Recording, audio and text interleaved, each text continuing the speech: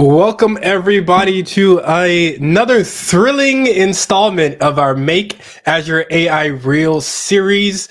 Today we're joined by Peyton, and we're going to look at how to build conversational AI experiences using AI language and Azure OpenAI, which is very, very exciting. We normally start with a quick question to the audience just to get a feeling of who's all out there. We did this last time, but we're going to do it again because it was such a hit. So I just want to know, since we're talking about language services, how many languages do you speak? That's the question that we have for the audience. So let me know where you're joining from, how many languages you speak. Last time it was very impressive. There was like people speaking 6, 7 languages, things like that. So Peyton, I'm gonna put you on the spot. How many languages do you speak? Yeah, so I would say about, I think Sean said this last time, I think about one and a half. I feel pretty confident in my Spanish. Maybe we'll call it two, maybe fluently, just one, just English, but pretty strong in Spanish. Okay, we'll say 1.75, just Yeah, like there we go. That's a good just to add some variety to this. Yeah. Yeah. Okay. Great. And another question I have, this is called "Make Azure AI Real," which is it's a statement, but what is making Azure AI or AI real? What does that mean to you? Yeah, so I think for me, it really means just, I think because we have so many capabilities and it seems like just a Pandora's box, it really is just making it accessible. It means like answering questions and making it um, really kind of accessible for everyone at all levels. It's not something that you have to be a experienced data scientist to use. It's something that we can use kind of in everyday life, whether you are sort of a citizen developer kind of learning around how to use some of these apps and some of these products, or if you are a large enterprise and want to use this to strengthen your business. So yeah, that's what it means to me. Oh, that's a great answer. I think if you've been in the space for a while, I think the whole democratizing AI, Yeah, citizen data science was something I think we talked about a long time ago, and now I definitely think we're here, right? All the tools that are out there, the tools that we'll show you today. You could be a developer, you can even work with no code, and really get some of these things running, which is great to see. for sure. We have another CB. It says 1.5 here too, so you have another 1.5 colleague teammate on the languages side. That's great. So, quick update, everyone. This was supposed to be the last episode of our lovely series that we've been. I think this is episode 7, but I just got approval from the higher ups that we're gonna do one more episode of this, and maybe we'll continue on a season 2 or something. But we'll have one more episode coming next week. So Molly, if you want to go ahead and put that link up there, that would be great. Building co-pilots. So if you're interested in that, do check out that link because we'll do one more at least for this year. Another Azure AI Real series, which I think has been a huge hit for people who really want to get building, get started. And today we're going to really get started on building conversational AI. So Peyton, feel free, take it away. Cool. Well, it's great to meet everyone. And I'm hoping that, as a product of today's session, that you'll at least understand a little bit more about how Azure AI's conversational AI piece works. And then also kind of at least get inspired and, feel a little bit more comfortable with some of the features that we have within Azure AI. And obviously, I'm hoping to kind of demo for you a lot of our features, specifically within conversational language understanding, because I'm specifically working with the language team here on Azure AI. So I am super excited to share with you. So we're going to jump right on in. I will give you a few kind of high level overviews of what we're going to focus on for today. But I want to encourage you to definitely ask questions in the chat. And I'm hoping Korey can give me some, just feel free to interrupt me if there are any questions that are coming as we walk through. I'll give you a quick overview and then we'll jump right into the demo and I'll kind of get hands-on with some of the products that we have today. So first, again, this is a part of Azure AI. I'm specifically going to be speaking about language today. We are a team who manages tons of GPT-powered, state-of-the-art AI models that allow you to sort of customize. A lot of our features allow you to customize AI for your own use case. So we'll be talking about a specific use case today, which I'm really excited about. And want to highlight that we are multilingual for over 100 languages now, which is a really, I think, a big flex, if you will. And we offer, like I mentioned, both pre-built and custom models for you to really see that immediate value or that sort of long-term customized value. So we'll jump in a little bit more, and again, we're going to highlight conversational language understanding today.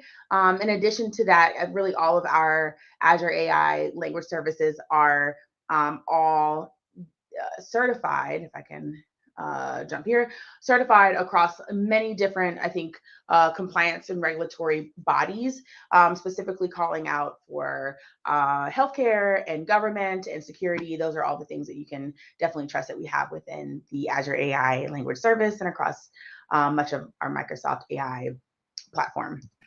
I guess just to step back, Peyton. Well, maybe you've got it here already. Maybe I've jumped ahead too. But yeah, what's actually the differences here between like question and answering and conversational language understanding it? Just to Yeah, help great learners. question. Great question. So I'll speak specifically about this kind of middle bar here for conversational AI. But our question answering service and our custom question answering service, those are kind of two other areas within conversational speech or conversational language that allow you to sort of answer questions back and forth to a bot. So, for example, for question answering, which we kind of affectionately call Q&A maker, you're able to create question answering pairs that are very, I think, I'll call them rudimentary. So you get some of that control that you would want out of maybe a traditional product. But again, you get the knowledge of AI that helps you to kind of search through and make sense of the list of questions that you have as your customers or your users are answering or asking those questions.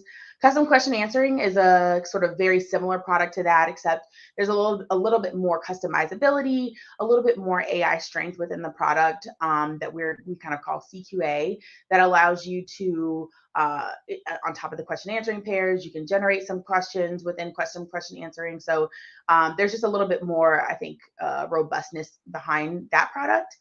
And then conversational language understanding, which we'll speak about today, is really an entity recognizer. So again, like I said, we'll talk about that in just a second. But this is specifically a product that helps you to understand if you're thinking about a chatbot or if you're in a call center or whatever your sort of use case is. It allows you to call out specific intents to understand what your customers are willing or wanting to do without having to sort of have a multiple choice checkbox. So yeah, that's kind of what the focus for the conversational AI is there. Does that answer Okay. your question? No, it does. Carl also has maybe a similar question, but with custom question and answering, are the questions and answers automatically generated from the uploaded text data? And also says, I love the chit chat pre-built package.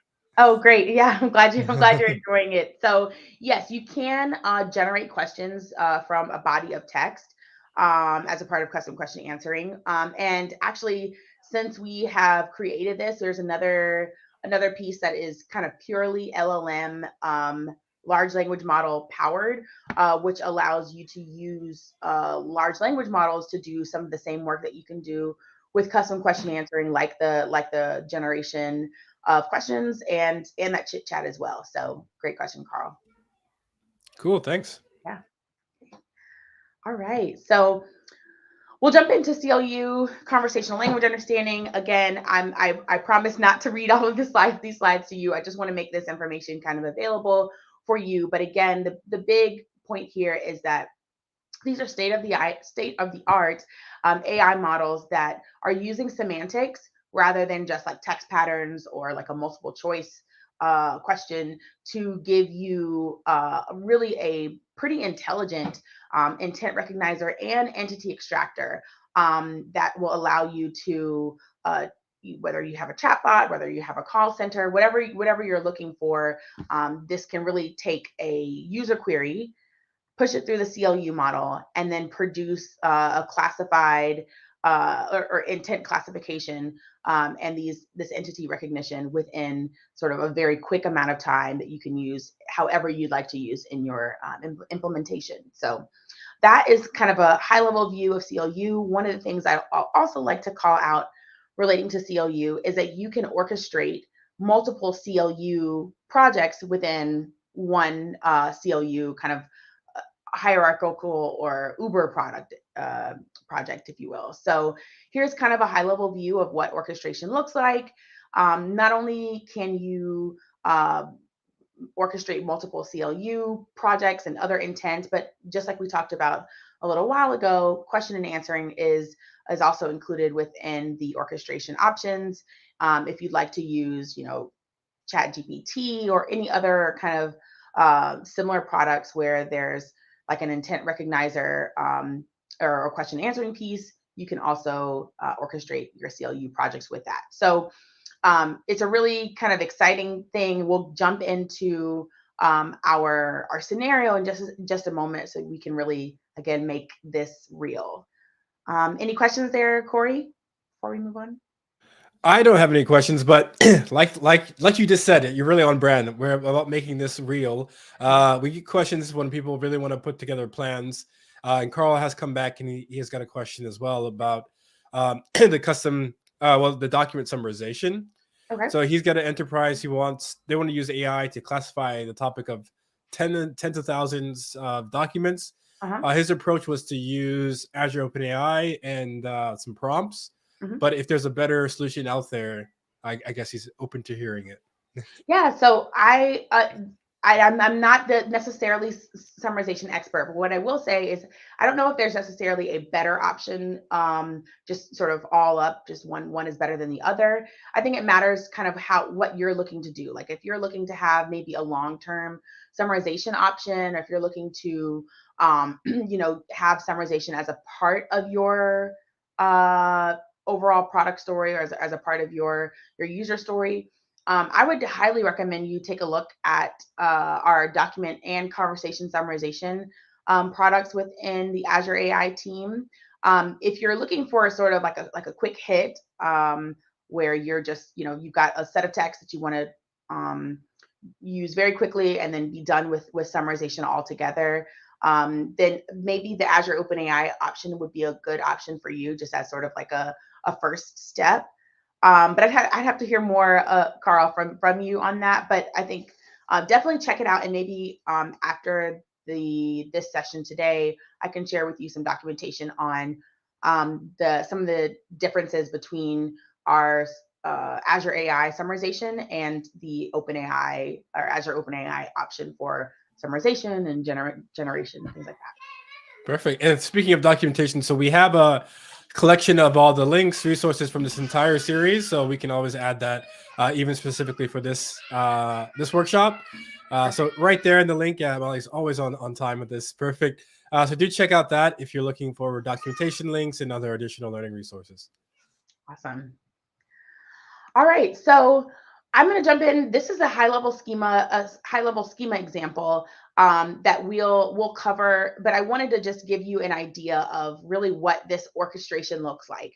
This is what I would consider to be fairly simple because we've just got a few intents, but as you can see, there's an orchestrator that has multiple projects within it, multiple topics, like let's say that we get phone issues or television issues, and maybe like none of the above option. And in each of these sub projects, you can manage different intents from a customer in that scenario. So I will start with, and I'm gonna skip ahead. I apologize for the whiplash.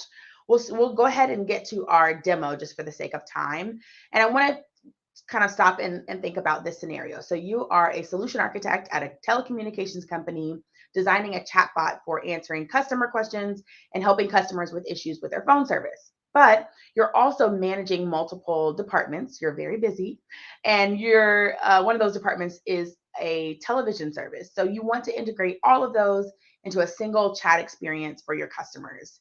And the exciting thing is that what we'll do today is going to highlight that we can really solve this problem from a data science, from an Azure um, AI kind of perspective, we'll be able to answer kind of all those questions and provide all of this insight, all of this analysis to any dialogue manager that we're interested in using. So I will highlight that we again have quite a suite of conversational AI tools.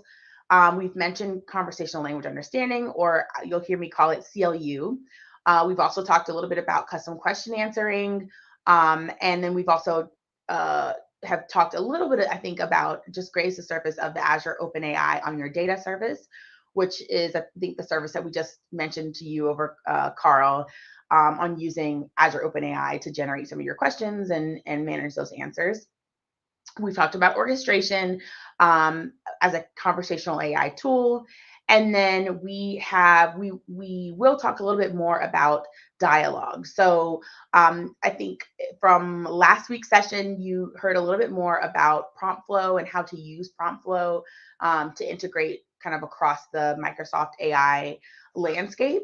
That is another kind of great dialogue manager that you can use to kind of unify your natural language understanding piece over into kind of a full suite of a solution. The second option, which I'm so excited to hear about your next episode next week, about Copilot Studio. So you can definitely build your own Copilot.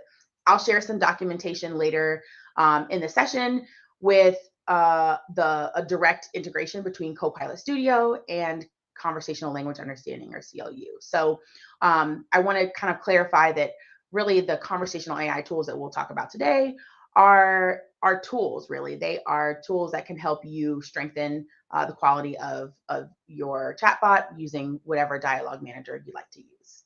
So that is sort of a highlight before we jump over into the Language Studio. I'll pause for any questions that there are before we get jumping in. No questions yet, but let's get into the demo. Let's see it. All right, so I've just jumped over here to the Language Studio. So Language Studio is a space where you are able to create any of our features within the Azure AI language service here. So what you'll see is a high-level view of all of the projects that you'll be creating, which we'll be creating one today. In addition to the try it out experiences for all of the language features that we talked about kind of earlier today. So especially if you're interested in trying out summarization, this is a great place to start. Question answering, conversational language, all of our entity and information extraction services and text classification services and translation are all available in a one-stop shop. So I'm excited to kind of jump in. So we'll go through and first create a conversational language understanding, a CLU project. To do that, you'll go to Create New, and you'll click Conversational Language Understanding. So here it's a very kind of quick sign up process or quick creation process. So let's say we want to call this app. And so we're going to start really with that first phone support app for now. Let's call this Contoso Mobile Support 1. And even though I think we talked about this earlier, I only speak English and a little bit of Spanish. But one of the nice things about this feature and about this product is that you can create your app in one language, but make it available in production in all of our other languages. So you'll see we've got quite a few languages here. And because I only know English, that's going to be the primary language for the utterances that we'll use to train our project. I'm going to enable multiple languages in the project. All right, so for the description, let's just say we want to build a chatbot for answering customer questions and resolving customer issues with the phone service. I'm going to apologize in advance because I realize that I'm not very good at typing and in public, so just I mean, talking and typing is a skill that I do this almost every week, and it's a skill I'm still developing. So no worries. I'm using the backspace quite a bit, but yeah. Here we are. So we're just going to review. We're just going to review to make sure that this looks like what we just typed in. It does. So I'm just going to click Create.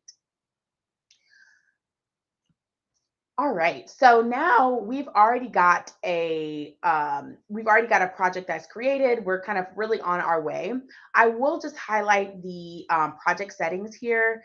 If you see the this bracket here, um, you can kind of take a look at all of the project settings that we've just created just now. Here's the description. If you need to change it for any reason, again, this is really about your own documentation, not necessarily anything related to the project itself. We'll talk a little bit more about the none score as we start building out our intents. But if you'd like to sort of set a baseline for how confident you want your model to be, this is where you are able to change that value. Again, we called out that this is our language. It's going to be in English today, but if you want it to be multilingual, or if you let's say that you decide not to make that the case, you can always disable or enable that. I'd like to jump down here to the advanced project settings. This is a new feature that we've just released within the past week or two.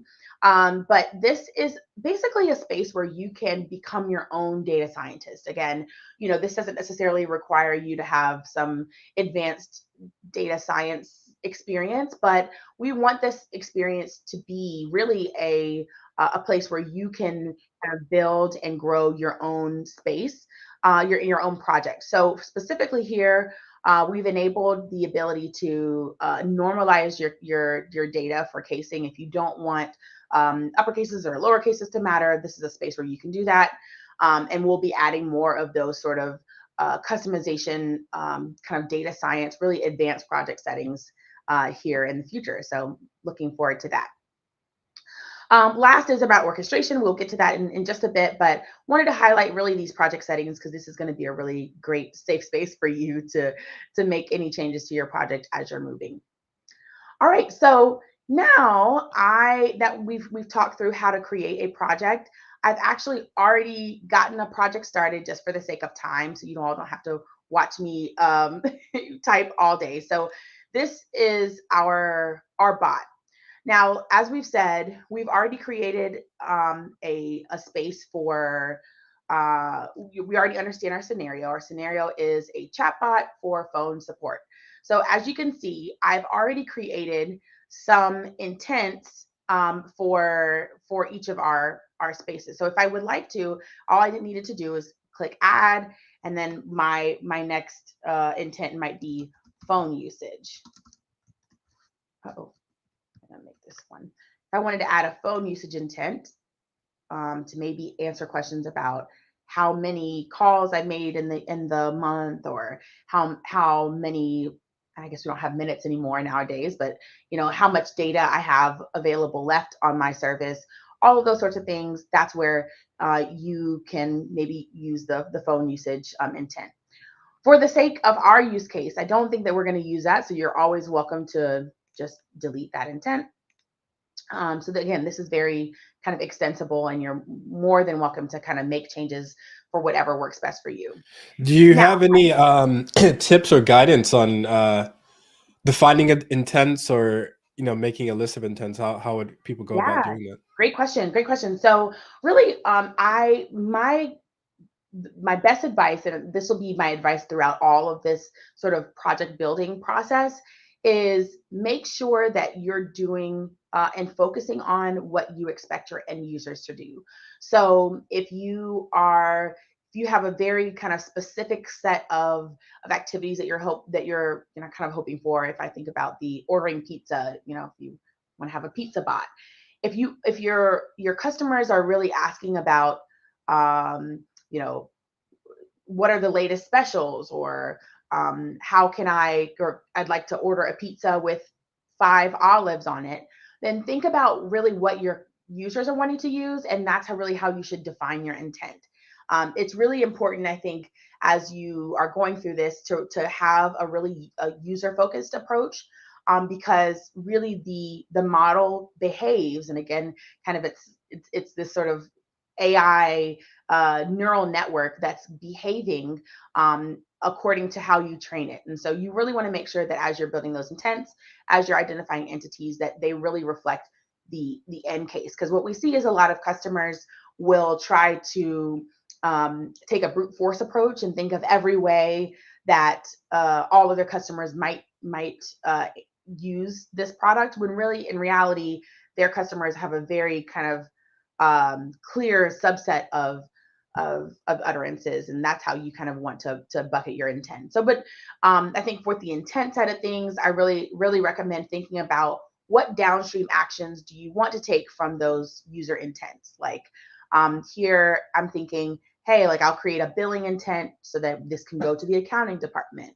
or I'll create a phone service so this can go to maybe the troubleshooting department, or if there's a very strong preference for a representative, then we'll go to the representative department. So think about kind of those two things. What are your users going to be asking, and what do you want to do with that information?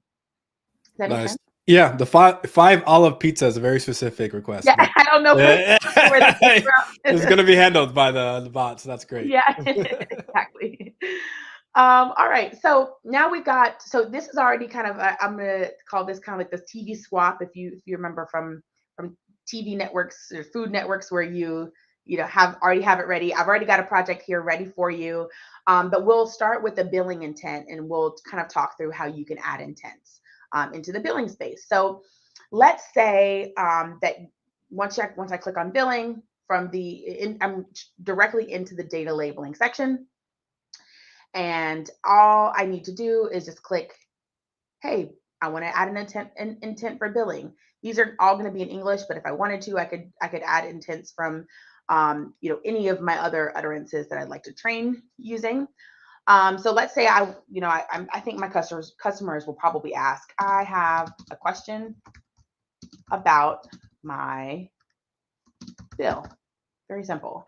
So all I need to do is just click enter. And now I've added training data to my data set. Now, just to kind of clarify, for training data, the reason why we're doing this is we're training our model to say, hey, if somebody asks a question like this, it's probably going to be about billing. You're giving it sort of examples so that it can do a better job of generalizing those examples to make better predictions in the future. So that's really what we're focused on doing. So I'll take just a few minutes and add in a few more here. So like maybe I say, I think there's an error on my invoice. That could be something. Make a payment. That could be another way that someone could be asking about billing. Maybe pay my bill online.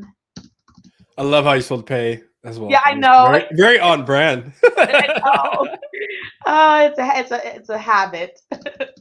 All right. So again, I apologize in advance for making you all have to listen to me type, say, pay my bill of $300 and 1 cent or something, or make a payment.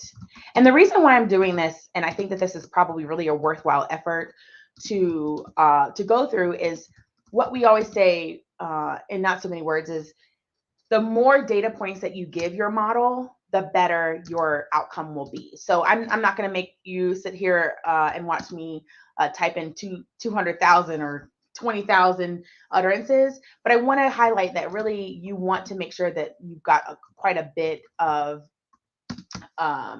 data to support your billing intent. So now let's say that you get tired of it. Now, because I recognize that that you're a business and you don't have all day. You want to kind of figure out how to automate this. There are two ways to do that. Number one, you're welcome to upload an utterance file. I'm not going to show you that just yet today, but if you'll see here, you can just click upload an utterance file, and then you'll upload a JSON file format. Here we even have some examples for what that file should look like in the JSON format.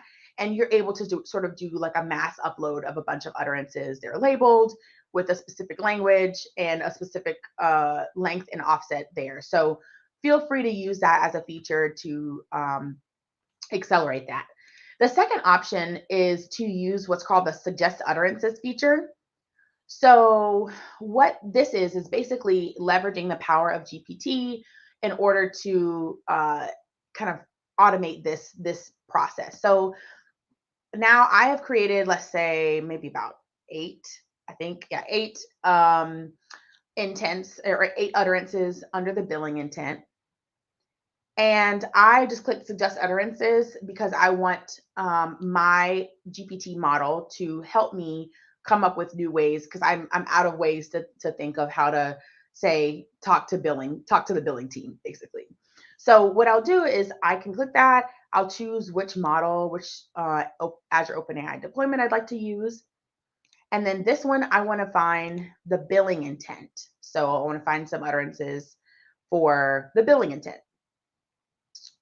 And hopefully if it works, I may have to come back here. Oh, I know exactly what the problem is. And I have done this multiple times. You have to save your changes. Please make sure you save your changes because if not, you may lose it. And I'm glad I did that so I can show you to make sure that This you're. is all part of the show. This is as real as it Yes, gets. It's oh my forgetting to goodness, save changes. my heart. Yes. Okay, so now hopefully, fingers crossed, it should work. There we go. There we Generate go. utterances is working. So now we will just click generate utterances. While we wait for that, we have 2 Yep. questions from a good friend, Carl. He has mentioned or asked about not necessarily on the utterance side, but the intent side. Mhm. Essentially, if there's more intents we have on a project, is it harder for the system to select the correct intent? He's been So struggling to get how granular they should be. great question. Yeah. So the big thing to kind of think about is in what's called the confusion matrix.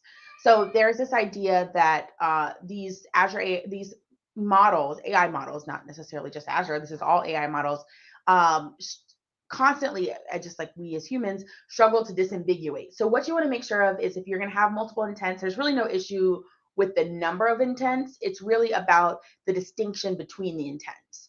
So if you have, I've seen kind of sometimes customers may have like a billing, a billing intent and like an invoice intent. And sometimes, especially because those can be very close, that it can be hard for the model to identify the difference. So what I would say is, and we do have a feature called the confusion matrix that you can take a look at once you have deployed your model.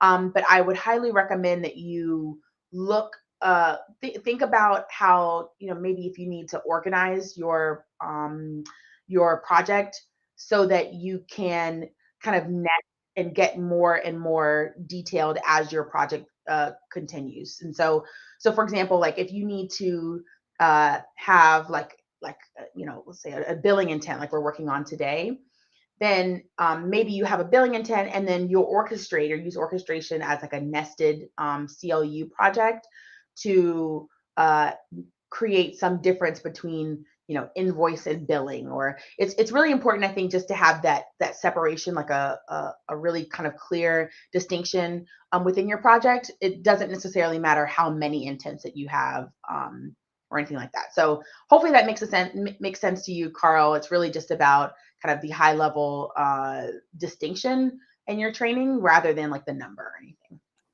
Yeah, I think it did. It's an amazing. Thanks, Peyton. Yeah. Making them distinct and separate. Yeah. The other question we got from Paula is how does the service differ from the Azure bot service? It looks like there's many different ways to build a chatbot on Azure. Yeah, great question. So, if I'm assuming you're talking about what was Bot Framework, and then eventually was Power Virtual Agent or PVA, and now we are offering, or now it kind of has a new name of Copilot Studio. Um, all of that service, and I'm going to consider that kind of one different versions of a similar service. There is an intent recognizer as a part of that. Now, what we have found, and kind of as we're working with that team, is you'll use CLU sort of as a little bit stronger of a language processor. So the built-in NLP within or natural language processor within Copilot Studio is going to give you really like a straightforward view of intent recognition. If you have a very kind of simple, project where you may maybe saying yes, no, maybe, or if you've got really a very simple project, that can be kind of like a first step to use as a natural language processor. For this is a lot more of a custom product. So this is going to allow you to have that orchestration like we've discussed. This is going to allow you to have the multilingual features, meaning you are training in one project and using in 100 languages. This is also going to just be a little bit more, what I'd consider to be a little bit more advanced machine learning product. So this, I think, will, CLU definitely has a little bit more granularity within its semantic recognition that I think can give you a difference in quality. So it's just a matter of kind of what you'd like to use. But again, this is we do have our sort of built-in integration with CLU in case you'd like to have this sort of advanced experience. And maybe to follow up from the first question, CB has asked if intents can overlap at all, or maybe that's making it less effective if there is overlap. Like I'm Yeah, assuming. if there's overlap, it will definitely make it less effective. I think, usually, especially if you're looking for there to be a distinction between the utterances, like if you're between the intents that are predicted, it can definitely kind of confuse the matrix. Because if you think about this, like if you're training like a dog, if you kind of have two different outcomes and there's not a very big difference between like the command that you give and the outcome for the dog, it can be really difficult to make a difference. Now, if you don't care about the output, like let's say you don't care if it goes to the billing intent or the invoice intent, if that doesn't matter for you, you can, definitely use that. I know some customers like to have multiple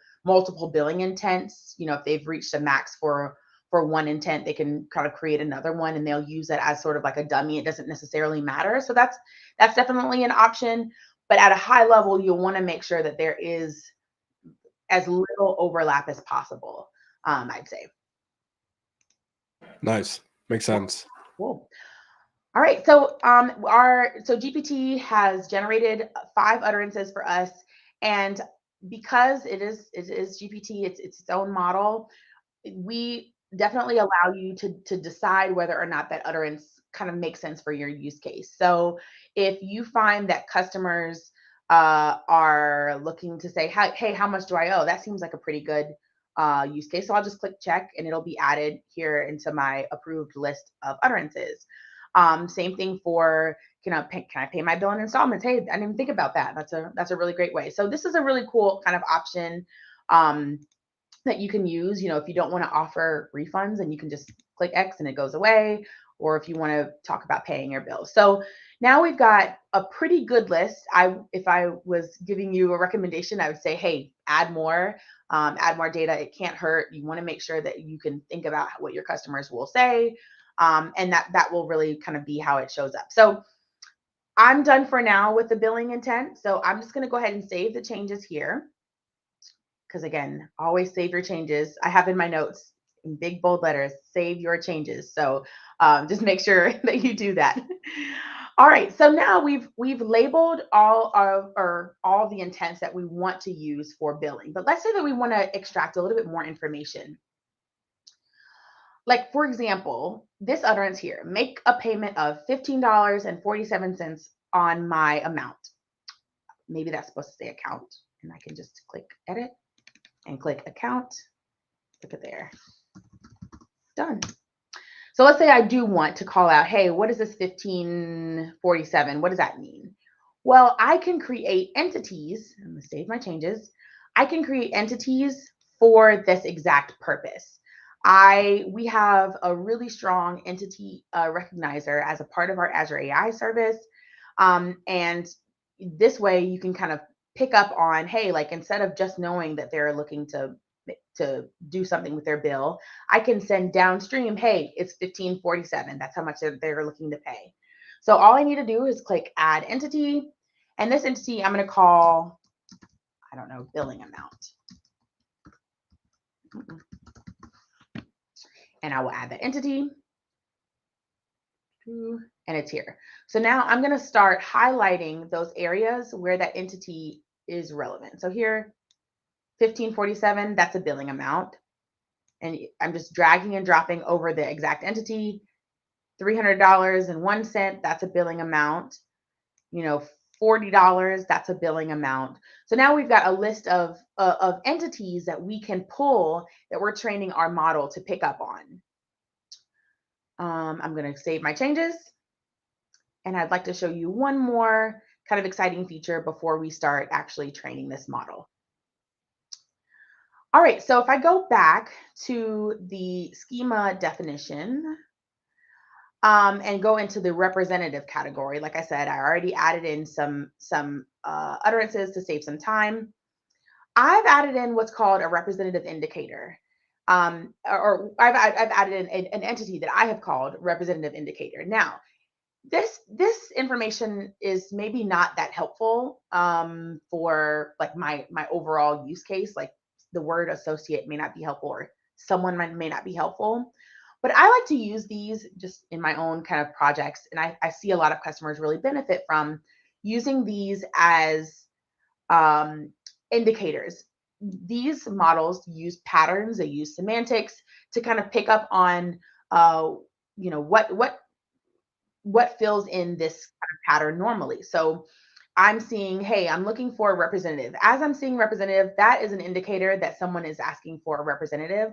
So I'm going to highlight that as an entity to give a clue over to my project to say, hey, this is probably a representative intent.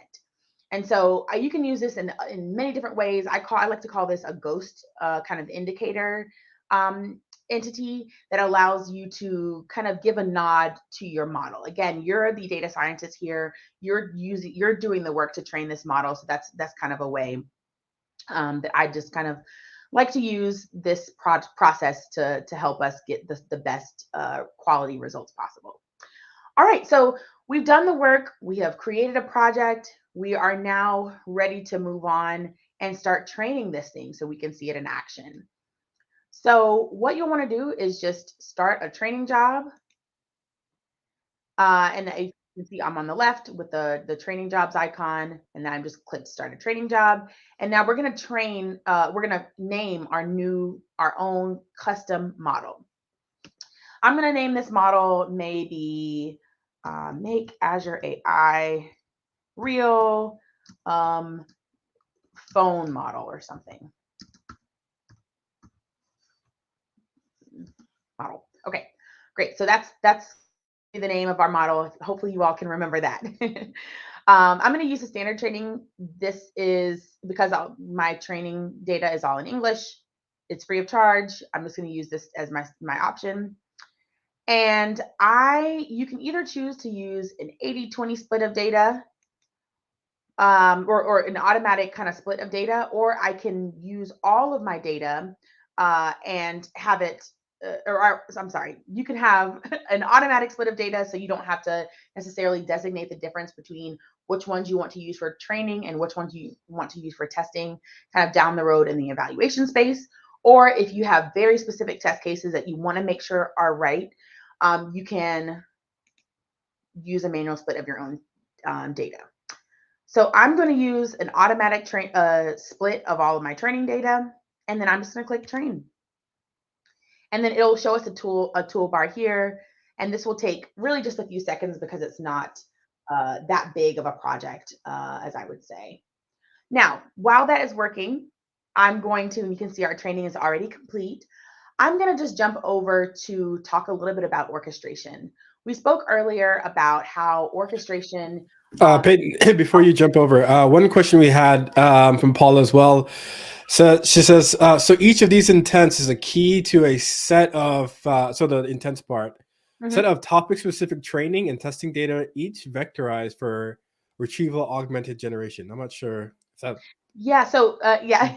So that the first half of that is definitely correct. Yeah. It is sort of a topic. It's a topic recognizer. It's an intent classifier. And so each of those does have its own vector using the training data that it takes in. But it is not like augmented retrieval in the same way that I'm assuming that you're talking about, Paul. It pulls. It really will just identify what the actual intent is. So it's not really augmenting, it's not retrieving anything or augmenting anything. It will return back the actual intent. And we'll see that in just a second within once we kind of get testing. Great question. Got it. And then David had asked, I think when you were showing the training data, can you provide more information? There was like a view distribution in manual training data.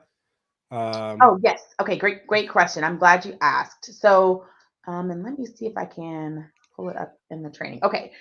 So actually our training job is just complete from the project that we created. So, and I don't know if it's going to show up here. Test set details. I believe it's here. No, I may need to go back. Okay. So back on our data labeling, as you can see here, we've added a bunch of training data, right? So here's our training set. You're also able to, if you want to distinguish, which I've kind of tried out or shown a little bit of, a testing data set. So if you would like for example, if you would like to make sure that very specific use cases are working and you want to measure the quality of your model against a specific test data set, you're more than welcome to enumerate any testing utterances that you'd like to test for. For example, here, if I want somebody who says, I'm looking for a customer service representative, I want to always test for that, I can add in a very specific test data set here. Now, when I'm training, and I'll go through the process of training here really quickly. If I was to create a new training job, which I won't do just here for now, you can decide kind of whether you'd like to do that kind of manual process. So here it's saying that's only 6% of my data because I think I only have maybe 4 utterances there. But you can decide if you want to have like a very specific set of data using your own testing data in that category, or if you don't really care and you want to just randomize your own training versus testing data set, you can just click automatically split and it will randomize or it'll sample specific utterances to take out, specifically here, 20% of those utterances to use for testing, not to train the model. Does that make sense? If so, just feel free to put it in the chat if I need to go into more detail. And I can always share some more detail about this sort of data distribution in the chat maybe after we finish up. Yeah, David had confirmed that does make sense what you answered. We only had 10 minutes left, so I'll do one question, and then if you want to get through the demo. Tim and Paula also asked about is there any way to interact with the model programmatically via an API? Great question. Yes, you can interact with the model. Once you've created the model, you can interact with it programmatically.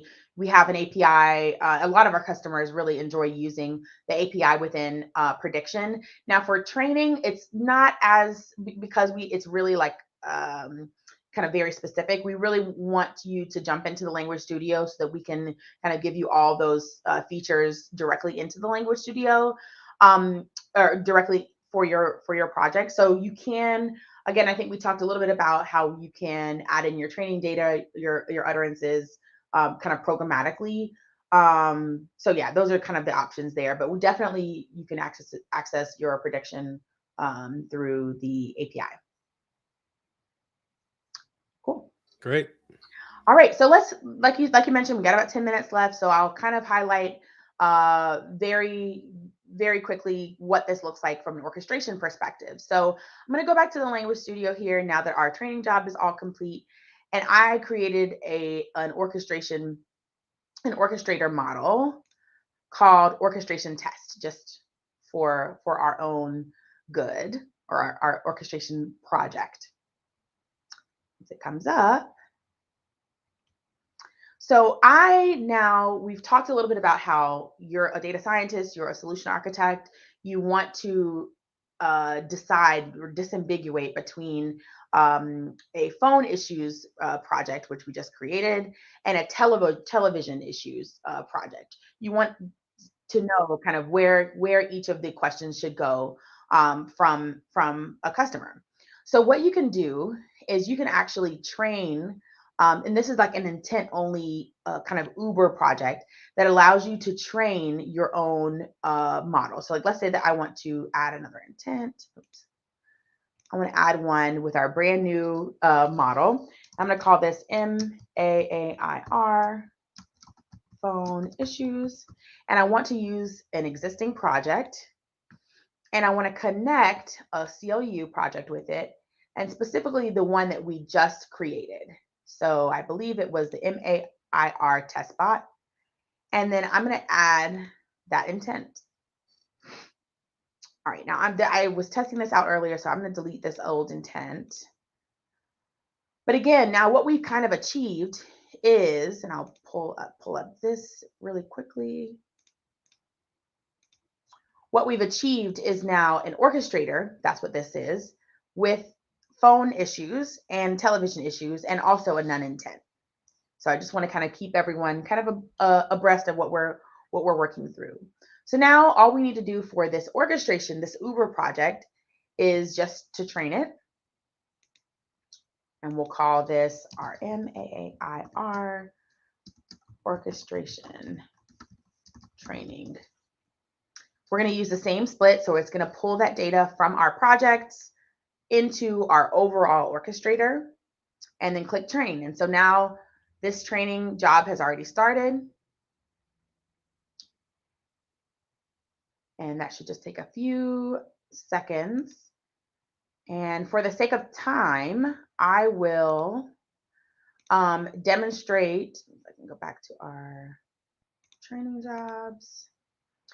This is our kind of finalized training project. Everything looks good. I took a look at our evaluation, our output. I'm happy with our F1 scores.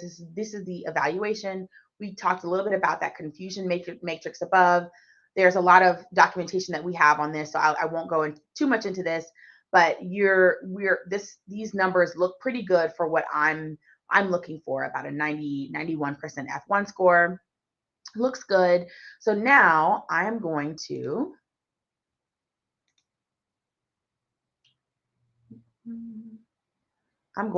deploy my model. So all I need to do is just click deploying a model. I'm going to add a deployment with, I'm going to call this our MAAIR deployment. And then we're going to choose the model that we just created.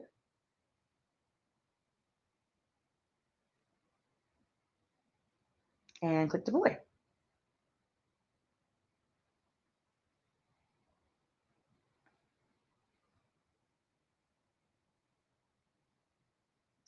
And we're going to do the same thing with our orchestration project, which just closed up.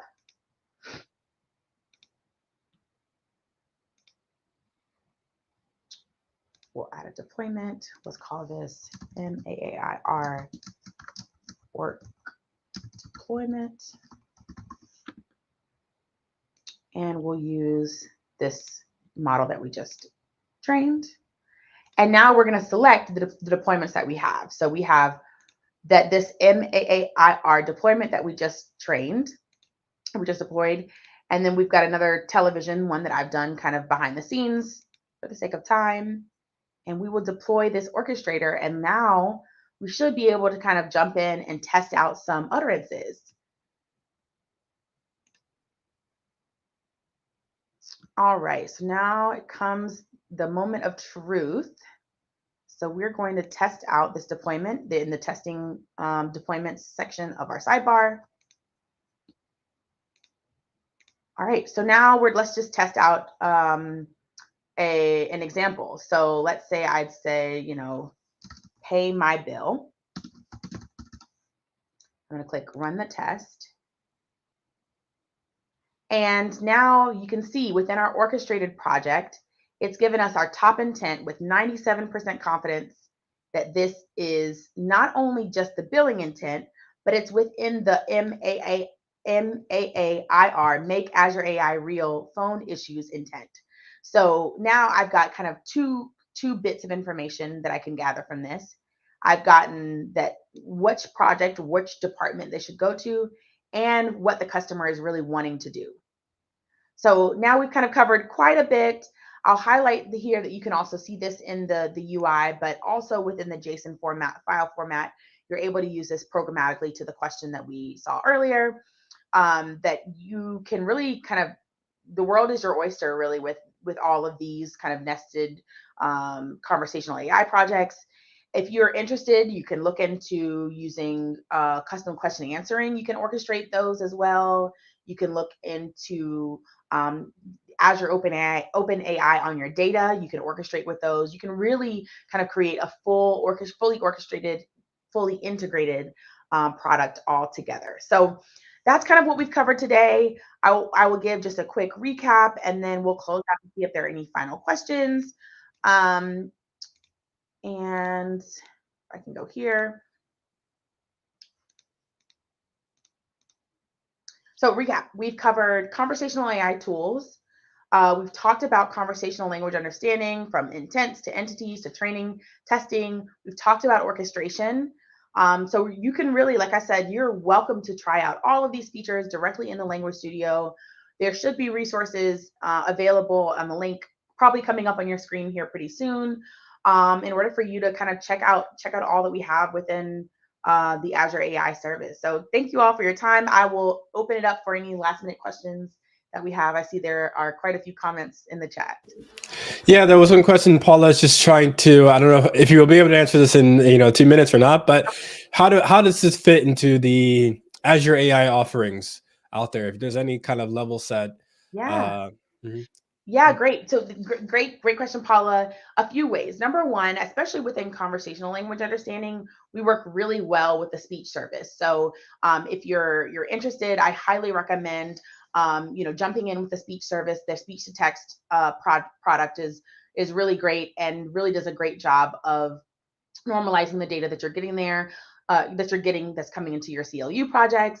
But also, I think quite a few other language projects that are really working. We've seen Form Recognizer, and also within the Language Studio, there is an integrated kind of service across all of them that you can kind of take a look at. So I'd love to maybe follow back up with you, Paula, and share some other kind of integrated full story answers there.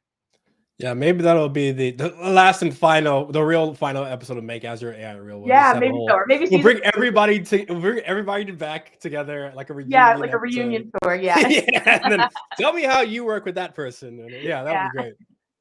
Write that down, Molly. That's a good suggestion. So perfect. Well, I appreciate all the questions, all the participation, of course, your time, Peyton. Really, yeah, we'll get that link in the chat as well, so people can get it easier. It's kind of hard to find on the screen. But thank you, everyone. You could have been anywhere on the internet right now, but you spent a whole hour with us. So that I'm truly appreciative. Thank you so much, and see you in the next one. Bye. Bye.